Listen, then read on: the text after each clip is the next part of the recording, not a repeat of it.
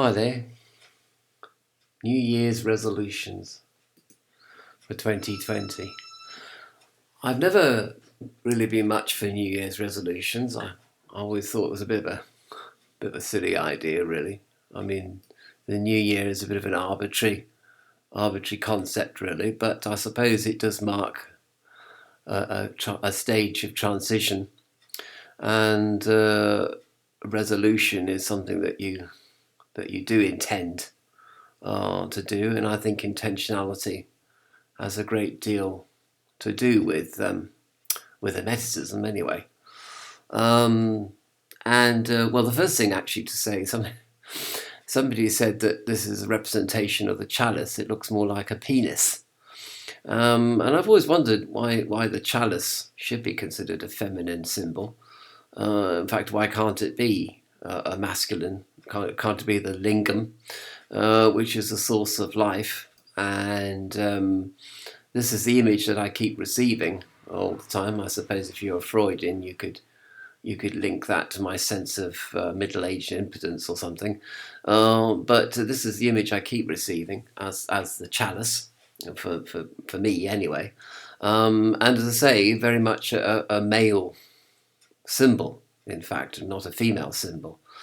So quite where that leaves the wand, I don't really know. I mean, it's possible, I suppose, to have a wand and a chalice are sort of united in terms of image, which would also be an interesting concept, a sort of male and female, a sort of androgyny represented by, in fact, the lingam. So anyway, so these are my New Year's resolutions, and I think the first one is obviously to listen to more music. I need to listen to more music in the evening, not just for pleasure, but also partly for study, for getting ideas. I mean, they do say that you should listen to a piece of music and then study the score, and then listen to the music again with a more analytical mind. But basically, I just listen to music for pleasure, and I listen to music. People's music is an ideas mill for me. I get various ideas from that and get inspiration from the music, rather than sort of formally studying it in the sort of music school kind of way. But perhaps I should do more music school study of music, especially of the sort of music that would inspire me if I could understand it better. Um, so that's the thing. But also, on the other hand, I also want to treat my music more as a hobby, and to try and displace all ambition. Not to worry about who is going to listen to my music, but just simply create it for my own pleasure, for my own psychological therapeutic needs. Really, I find that composing music makes me more methodical, actually, as well as more. It's 10% inspiration and 90% perspiration, so it keeps my nose to the grind wheel. And but the thing to do is not to take it too seriously. It is a hobby, not to spend too much money on the hobby, but on the other hand, to create music and sound, and just chill out with it, really, instead of getting kind of in a funk about it, about who's going to be listening. It doesn't matter about people listening or the audience. If you can change one person's life through your music, that's sufficient enough. Apart from your mother, of course. Your mother always likes everything that you do, even when it's really rubbish. So they're just used to doing that. They did it when you were 5 years old, and they still do it now when you're nearly 60. She's 95, by the way. And so, listen to more music. That could be one of my resolutions. Um, I think study more texts. Yes, I mean, I certainly would like more channels, and perhaps I could dedicate my channel to more textual study as well. Gospel of Thomas, Gospel of Philip in particular. Um, That would be very good. Even perhaps a bit of the Red Book or a bit of Jung's Alchemy, and Seven Servants of the Dead as well.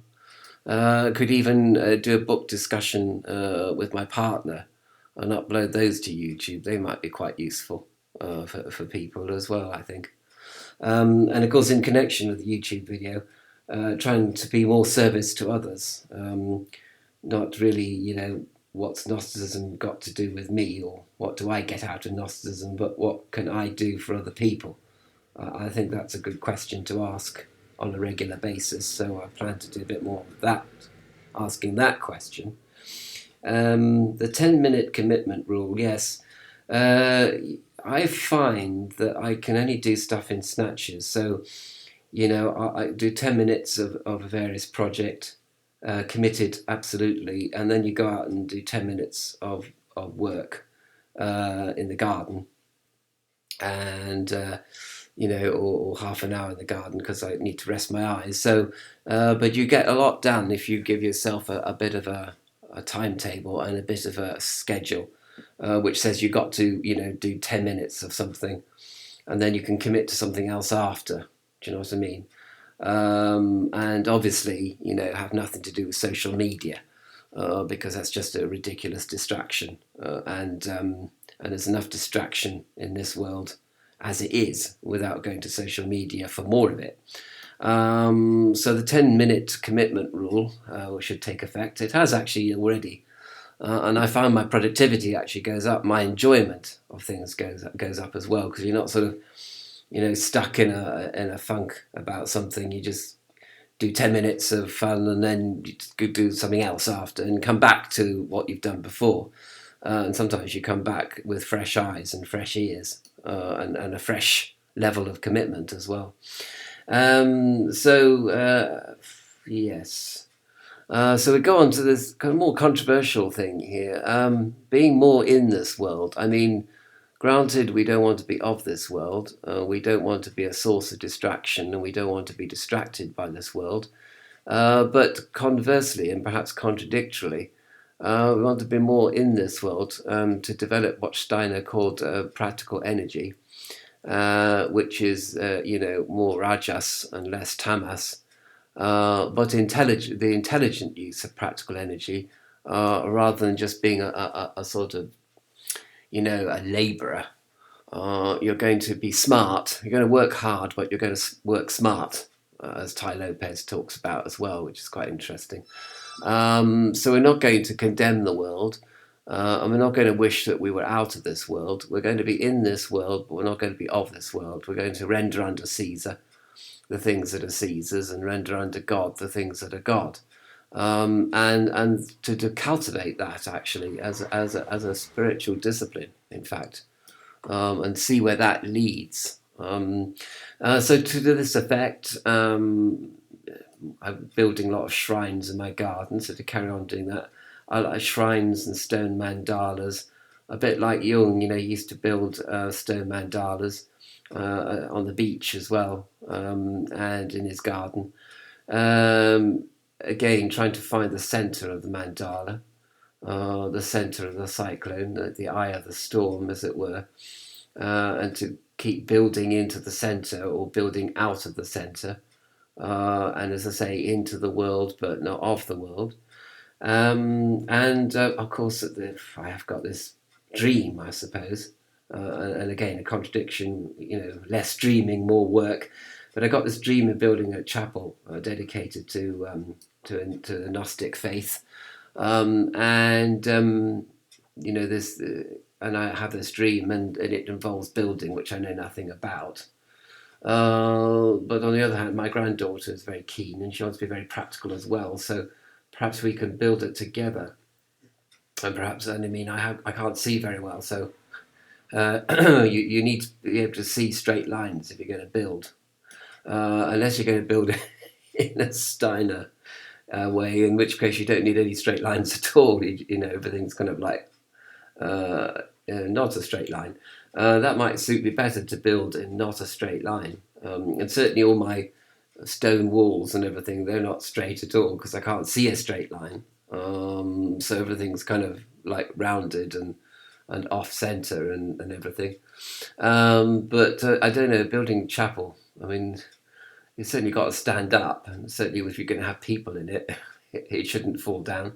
That'd be rather disastrous, really, wouldn't it? So you don't want to kill your congregation. So therefore, I suppose actually acquiring some building skills. My brother's a fantastic builder. Been a builder all his life, and he can do anything. Basically, he can build anything, and he's brilliant at it.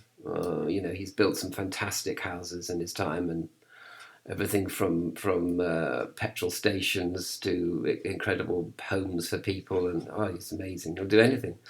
So I'm not afraid I'm never going to be on at his level of expertise, but it'd be nice to build some. When you build something on your own, by your own effort, it acquires a certain practical energy and even psychic energy, which is really quite unique. And if you're building it for God rather than for money, my brother has to because he's a professional, and he's got expenses obviously to meet. But at the same time, doing it as a special thing. But of course, it does also cost money. Building materials are a hell of a price. So even if I don't have labour, although I might have to have somebody put the roof on because I really, really can't do that. But building materials are quite expensive, apart from labour, quite surprisingly so. And I can only really sort of prepare the ground at the moment, build up funds gradually. I don't know how I'm going to fund it either, really. But it'd be nice to have a chapel in the garden. You can actually buy, pre, you can buy wooden chapels as kits from the USA. And so all you need is a base, and then you need someone to help you build the kit, build the chapel from a kit, or timber, which would be beautiful. I'd love a timber chapel. But again, a bit of, I don't know, there's a fire hazard or something. And again, they're quite expensive to buy, although not as expensive as I thought. Built by the Amish religious group, and family chapels. It sounds a great idea. So that could be one avenue that I need to explore a bit more in the new year. But I suppose I've got quite a lot to do actually for this year. Not least of which is to try to network with more people. I said I don't want anything to do with social media, but on the other hand, there's forums and things like that, which I suppose are social media, but somehow to actually connect with people on the physical plane as well. That would be rather nice to do. But I think, synchronicity has to occur at this level of meeting people and networking.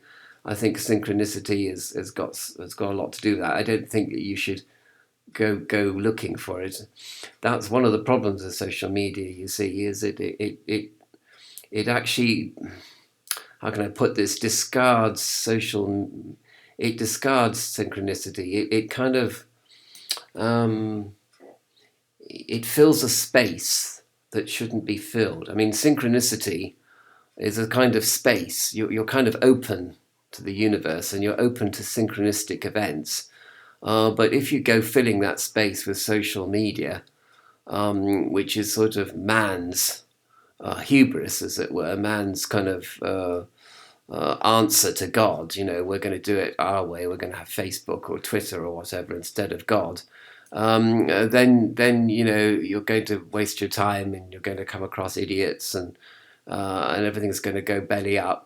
Because you're trying to be God, you see, and you're trying to be the Holy Spirit, which you're not on one level. So don't try and fake it. So social media is in a sort of a fake synchronicity, if you like, as well as being something which is in opposition to the action of the Holy Spirit on this planet. So you have to be open to synchronicity and not go look again. Don't ring them; they'll ring you. Yeah, they'll ring you if they think that you are suitable, if you're ready. psychologically, philosophically ready to connect with other people of like minds, then that will happen. If it's meant to happen. If it doesn't happen, it's not meant to happen. But you can make anything happen on the internet, for example. But is that the same as waiting for things to happen to you as a result of the grace of the Holy Spirit? I don't know. No doubt people will argue with me on that point. So these are my New Year's resolutions, and for my Gnostic vlog, Confessio number 6. And I think that I've got plenty to resolve myself to doing there. It's quite a big list, really. And of course, by the end of the year, one doesn't, you don't know whether you're going to be able to tick off everything on the list. It doesn't matter. The next year, God willing, in 2021, you can, try to put these back on the list again for next year. But if I can achieve some of these things this year, then that would be really, really great, and I'd be very pleased with myself. So, but we'll have to see what happens.